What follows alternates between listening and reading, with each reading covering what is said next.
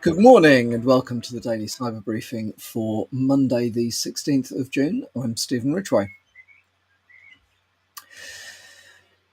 Bad Box 2 is bringing malware to your living room. There's a public warning from the FBI of a massive IoT, Internet of Things malware campaign that's being dubbed Bad Box 2. It's been seen to be infecting millions of everyday devices, from smart TVs to streaming boxes, projectors, and tablets, and so on. These devices, which are often Android based and cheaply made,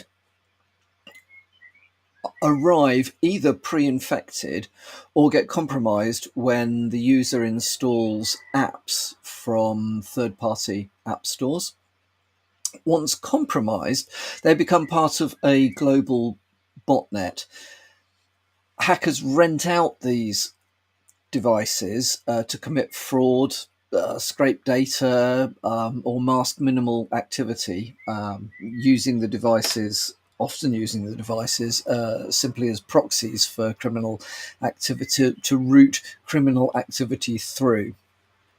FBI estimates that there are over 1 million devices already infected, so expect that number to climb. What can you do?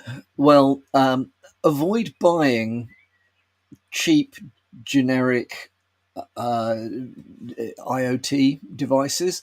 Stick to better known brands, things that are a bargain from Temu or whatever. Not necessarily, not calling out Temu specifically, but the likes of are more likely to be dodgy than devices that you might buy from a well-known brand via the Jungle website.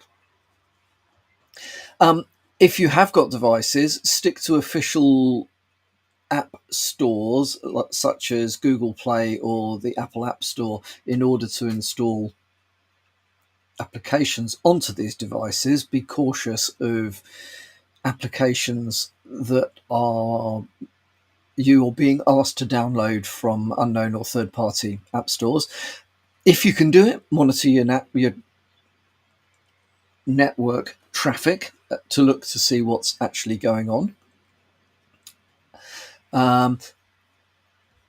Be careful then with smart devices.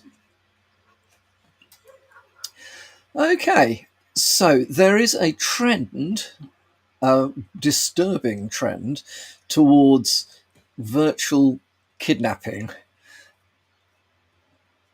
So, terrifyingly convincing virtual kidnapping scams are increasingly common.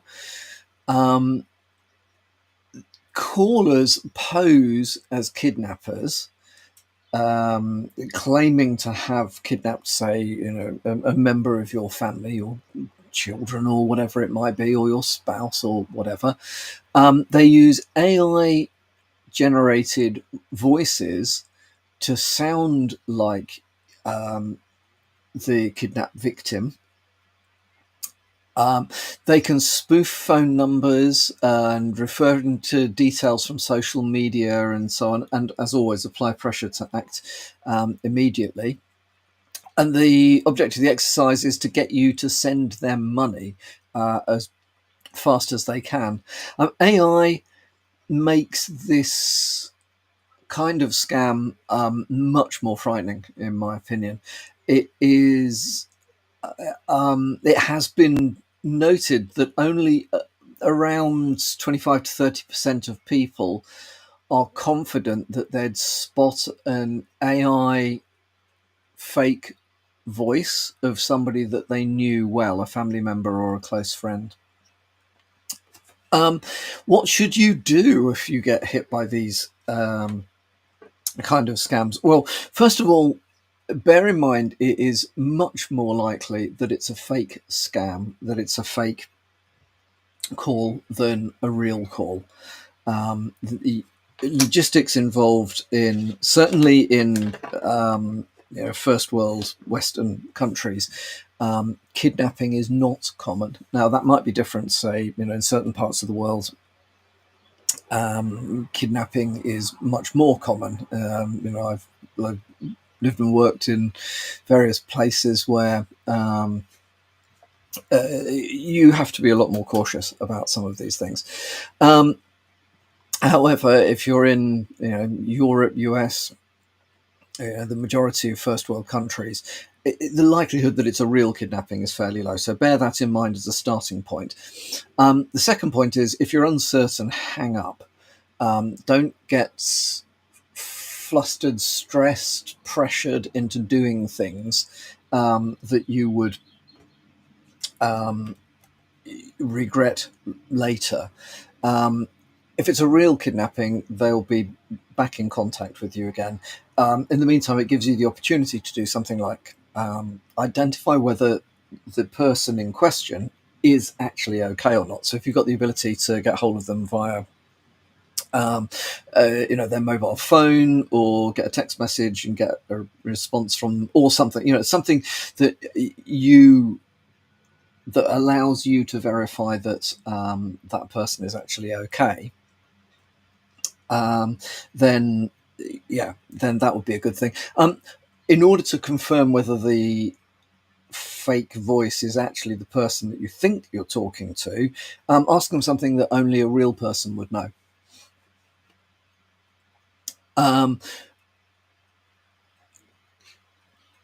But basically, underlying all of this stuff is, if you are concerned that it is a real kidnapping, or if you are simply being targeted by fraud, contact the police. Bearing in mind that time is crucial for this stuff. If it is a real kidnapping, you need to get the police involved as quickly as possible. These scams rely on generating a sense of urgency for you to do what the scammer wants. So disrupting that flow is effective in buying time. Ask them to repeat themselves. Tell them you don't understand. Get them, keep them from effectively saying, they're going to do something very unpleasant unless blah blah blah. So other than that, just be vigilant, and make sure that you have actually perhaps even spoken about this with family and friends, so that they're aware that this kind of scam is going on as well. Pass the message on, but pass it on in a way which is not scaremongering. This is literally, this stuff's happening. It's unpleasant. Got to be aware of it. This is how we would deal with it. And okay, and finally from me then, for listeners in the UK, worth being aware of this. There is in fact a campaign of scamming drivers using faked DVLA impersonation messages. So the kind of thing, so far 20,000 UK drivers have reported DVLA impersonation scams, in the last year. These include emails falsely claiming tax payments, or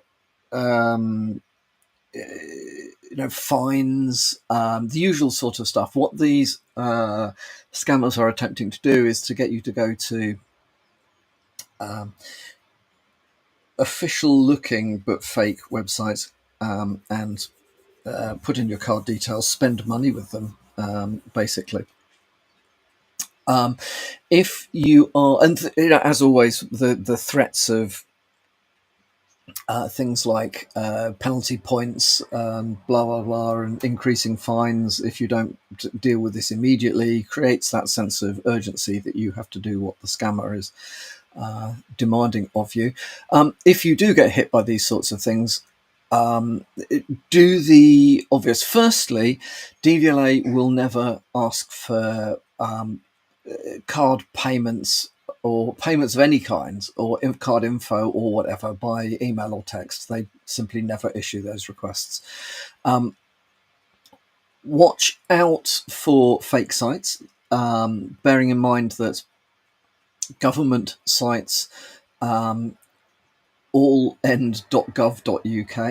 So if you're being sent somewhere else, that is a red flag. You can report suspicious emails to the NCSC at phishing with a PH, phishing.gov.uk, and you can report suspicious texts to 7726.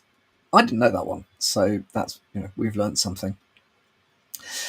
If you believe you have been the victim of this kind of fraud, as in you've paid a fine or whatever it might be, and you then think that this may in fact have been fraudulent, you can report it to Action Fraud, or you can speak to your local police. Think before you click would be a good thing. Right, that's all from me for today. Hope you have a good start to the week, and I will speak to you all again tomorrow morning.